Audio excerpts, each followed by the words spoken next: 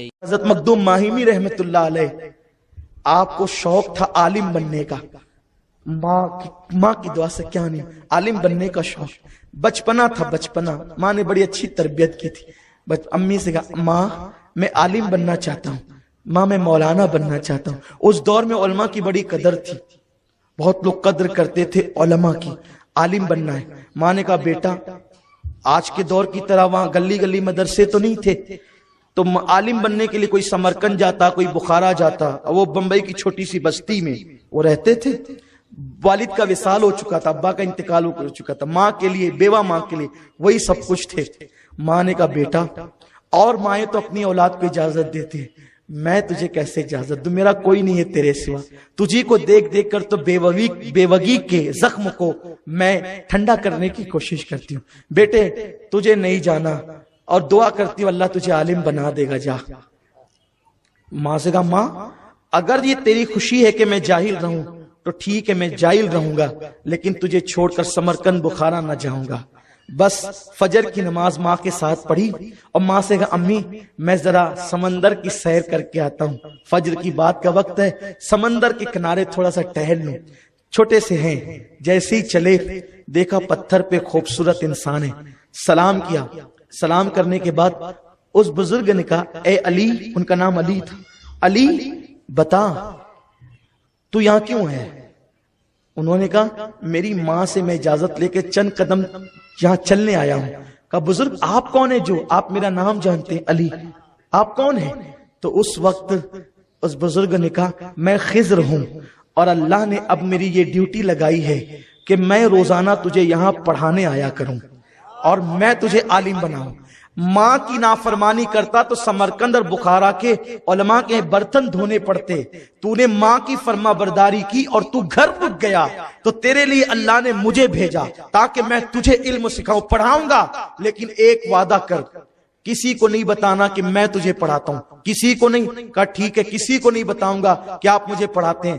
بہت خوش ہو گئے، پڑھنے لگے، روزانہ اب جانے لگے، پڑھنے لگے۔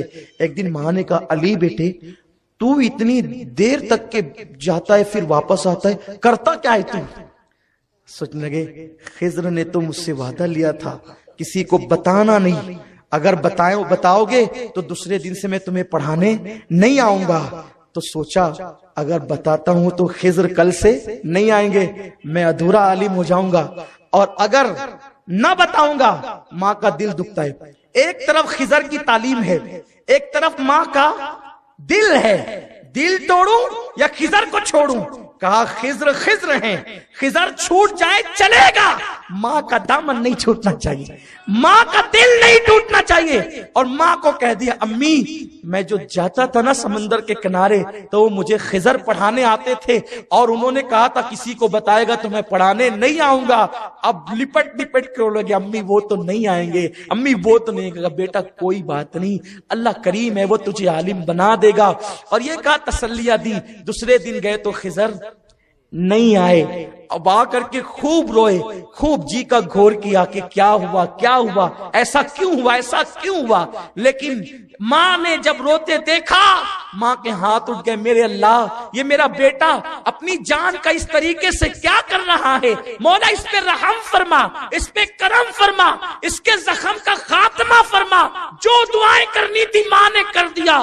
جب دوسرے دن گئے تو خضر کو اسی پتھر پہ دیکھا، اور جب قریب پہنچے تو خضر نے کہا علی پڑھانے نہیں آیا، اپنا وعدے پہ میں قائم ہوں، آج تجھے یہ بتانے آیا ہوں اگر تو راز چھپا لیتا، ماں کو نہ بتاتا تو میں تجھے پڑھانے آتا اور تجھے مکمل تعلیم دیتا، لیکن تو نے مجھے چھوڑنا گوارا کیا، ماں کی نافرمانی اور دل توڑنا گوارا نہ کیا، تو اللہ کو یہ ادا اتنی پسند آئی کہ کل رات تیرا سینہ چیر کر اللہ نے اپنے دست قدرت سے جتنے علوم دینے تھے سارے علوم اڈیل دیے ہیں۔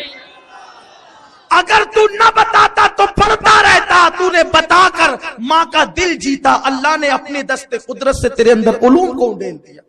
اسی لیے مخدوم ماہیمی کی کتابیں، تفسیر مخدوم ماہیمی آج بھی مصر میں پڑھائی جاتی، مصر کے جامع ازہر کے نصاب میں شامل ہے. 800 سال پرانی تفسیر، یہ علم تھا حضرت مخدوم ماہمی کا.